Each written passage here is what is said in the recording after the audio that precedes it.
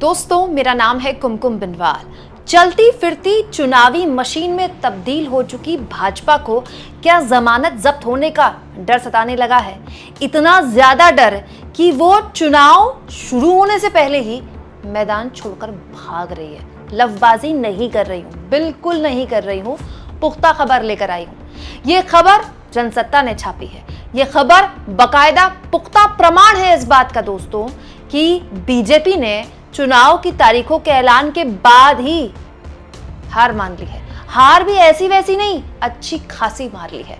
दोस्तों, पूरे लोकसभा चुनाव में मोदी जी और उनकी पार्टी ने कश्मीर में धारा 370 हटाए जाने को लेकर कितना प्रचार किया, देश भर में वोट मांगे।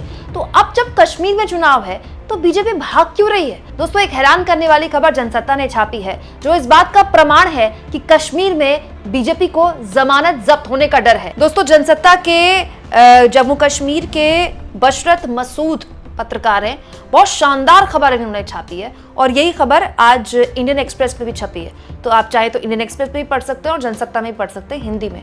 दोस्तों, इस खबर में बताया गया है कि 18 सितंबर को जो पहली वोटिंग होनी है ना जम्मू कश्मीर में, पहले चरण की वोटिंग, जानते हैं उसको लेकर बीजेपी का प्लान क्या है कि पहले चरण की वोटिंग वो कैसे जीतेगी, पहले चरण के मतदान में कैसे मैदान मरेगी, मैदान छोड़कर। दोस्तों, इस खबर में साफ तौर पर लिखा है कि बीजेपी ने पहले चरण की वोटिंग में कश्मीर घाटी की जो 18 सीटों पर मतदान होना है ना, 18 सीटों पर, उसमें 8 सीटों पर चुनाव नहीं लड़ने का फैसला किया है।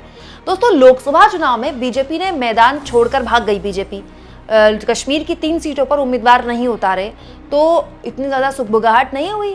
गोदी मीडिया की एंकर कश्मीर में जाकर घूम रही थी, बता रही थी कि कश्मीर कितना बदल गया है, लेकिन ये नहीं बता पा रही थी कि कश्मीर अगर इतना बदल गया है तो बीजेपी वहां चुनाव क्यों नहीं लड़ रही है। आखिरकार 10 साल बाद हमारे जम्मू कश्मीर में अब चुनाव हो रहा है। 10 साल बाद जम्मू कश्मीर के लोग जमहूरियत के इस महापर्व में हिस्सा लेंगे तो बीजेपी को अपने उम्मीदवार तो उतारने चाहिए।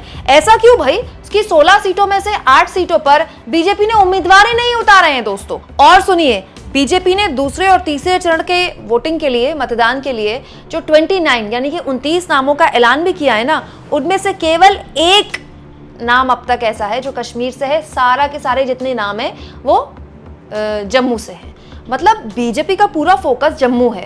दोस्तों, बीजेपी के लिए हमेशा से ही जम्मू एक उम्मीद रहा है क्योंकि जम्मू हिंदू बाहुल्य है और कश्मीर मुस्लिम बाहुल्य है। तो बीजेपी को ऐसा लगता है कि वो जम्मू में अच्छा करेगी और 2014 में उसने अच्छा किया भी।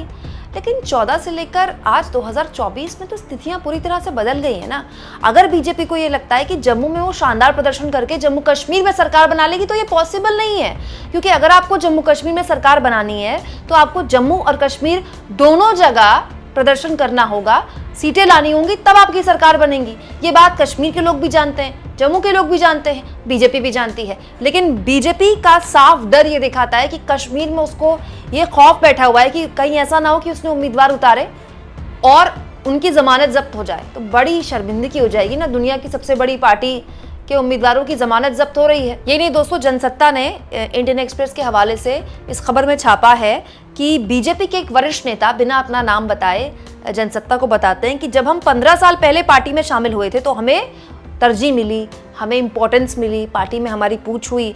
अब जब हमने इस पार्टी के लिए अपना खून और पसीना दिया है तो हमें दरकिनार किया जा रहा है। ये बीजेपी के वो नेता कह रहे हैं जो 15 साल पहले बीजेपी में शामिल हुए थे, बड़ी उम्मीद से शामिल हुए थे। दोस्तों, यहाँ मैं आपको बता दूं कि बीजेपी जिन 8 सीटों पर, 16 में से जिन 8 सीटों पर उसने अपने उम्मीदवार नहीं उतारे, ये सारे के सारे दक्षिण कश्मीर के हिस्से हैं, जो जाहिर तौर पर कश्मीर में आप कह सकते हैं सबसे ज्यादा आतंकवाद प्रभावित इलाके हैं। आतंकवाद का इनको गढ़ कहा जाता है।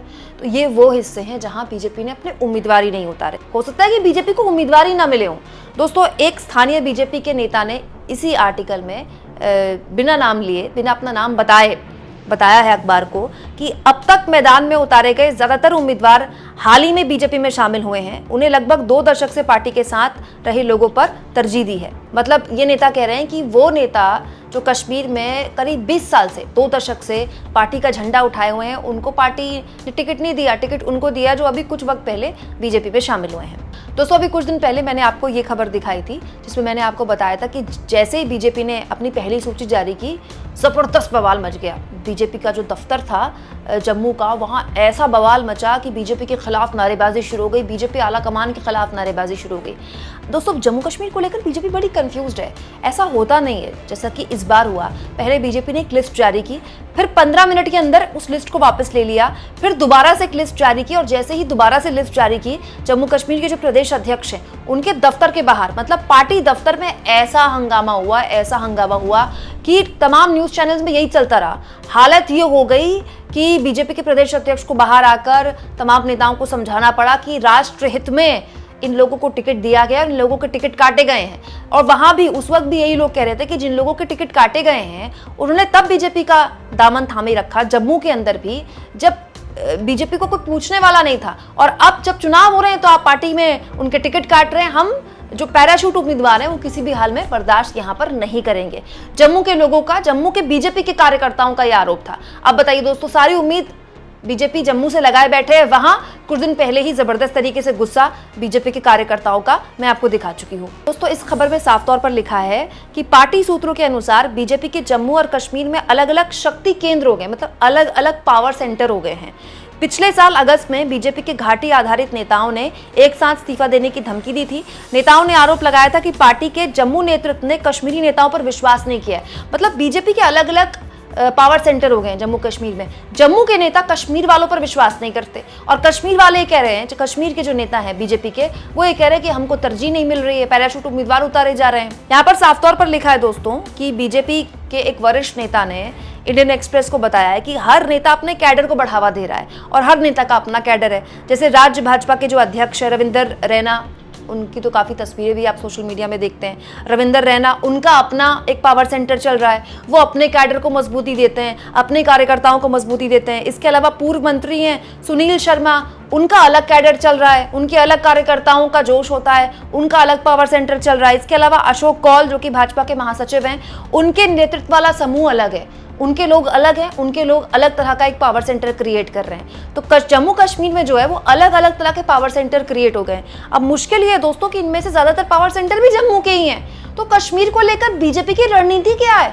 मतलब कश्मीर में चुनाव नहीं लड़ने वाली क्या बीजेपी? दोस्तों, अब दूसरी ओर आ जाइए इंडिया गठबंधन की तरफ। जैसे ही चुनाव की तारीखों का ऐलान हुआ जम्मू कश्मीर में, राहुल गांधी, मल्लिकार्जुन खड़गे और राहुल गांधी की टीम के वरिष्ठ लोग तुरंत पहुंच गए कश्मीर। राहुल गांधी कश्मीर गए, वहां उन्होंने कुछ वक्त बिताया, वगैरह खाना वगैरह खाया जो वो लोगों के साथ वक्त बिताते हैं। इसके बाद उन्होंने कार्यकर्ताओं को संबोधित किया। मल्लिकार्जुन खड़गे और राहुल गांधी ने नेशनल कॉन्फ्रेंस के साथ जो गठबंधन था उसको फिक्स कर दिया।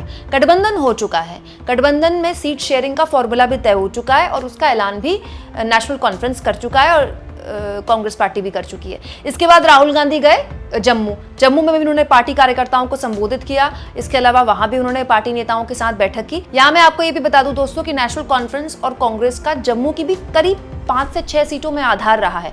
2014 में भले ही उन्होंने अच्छा प्रदर्शन ना किया हो, लेकिन ऐसा नहीं है कि जम्मू के अंदर कांग्रेस और नेशनल कॉन्फ्रेंस का कोई आधार नहीं रहे, ऐसा भी नहीं है। तो अब आप देखिए, एक तरफ इंडिया गठबंधन पुरजोर तरीके से कश्मीर में धड़ाधड़ कैंपेन शुरू कर रहा है। सुनने में तो ये भी आया कि प्रियंका गांधी वाड्रा भी प्रचार कर सकती हैं कश्मीर में। अब कश्मीर में राहुल गांधी जा चुके हैं, मल्लिकार्जुन खड़गे जा चुके हैं, प्रियंका गांधी जाने वाली हैं। इसके अलावा प्रचार जब भी प्रियंका या राहुल कश्मीर में करेंगे, जम्मू में भी करेंगे। वहीं दूसरी ओर भाजपा है कि किसी भी हाल में उम्मीदवारों के नामों का ऐलान नहीं कर रही है, मतलब चुनाव ही नहीं लड़वा रही है। नहीं तो क्या हो गया दोस्तों, चुनाव में हार जीत होती रहती है, जमानत जब्त हो जाएगी तो क्या आफत हो जाएगा। अगर बीजेपी मैदान ही छोड़कर भाग जाएगी तो ये कितना खराब संदेश जाएगा। और ये जो खराब संदेश है दोस्तों, ये न केवल कश्मीर में बल्कि जम्मू में भी जाएगा। दोस्तों, जम्मू कश्मीर में इंडिया गठबंधन ने साफ कर दिया है कि वो पूर्ण राज्य के दर्जे के मुद्दे पर चुनाव लड़ेगी, और यही एक्चुअली में मुद्दा भी है, न केवल कश्मीर में बल्कि जम्मू में भी। मैं आपको बता दूं, लोगों को एक गलतफहमी है कि केवल कश्मीर के लोगों के लिए पूर्ण राज्य का दर्जा एक मुद्दा है, जम्मू के लोगों के लिए भी मुद्दा है। और जब पूर्ण राज्य के मुद्दे पर चुनाव हो रहा है, और ये एक ऐसा मुद्दा है जिसको लेकर अमित शाह संसद में बयान देकर ये भरोसा दे चुके हैं कि हम जम्मू कश्मीर की मांग पूरी करेंगे।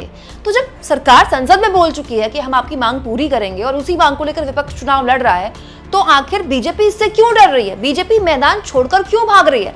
क्या लगता है आपको दोस्तों? ये सब तब है दोस्तों जब हरियाणा से वैसे भी बीजेपी के लिए अच्छी खबर नहीं आ रही है। तो मतलब क्या ये मान लिया जाए कि 2-0 से बीजेपी कम से कम इन 2 राज्यों में चुनाव हार रही है? कमेंट बॉक्स में जरूर लिखें और जितना हो सके दोस्तों चैनल को शेयर करें, सब्सक्राइब करें और थैंक्स और ज्वाइन, ये 2 ऑप्शन हैं जिसके जरिए आर्थिक तौर पर भी आप चैनल के हाथ मजबूत कर सकते हैं। अगर आप ऐसा करना चाहें दोस्तों तो जरूर करें, क्योंकि इसी के जरिए आप मेरी आजाद पत्रकारिता को बल देते हैं, जो पूरी तरह से आपके व्यूअरशिप और आपके सब्सक्रिप्शन पर ही बेस है। मैं और कहीं से कोई पैसा नहीं लेती।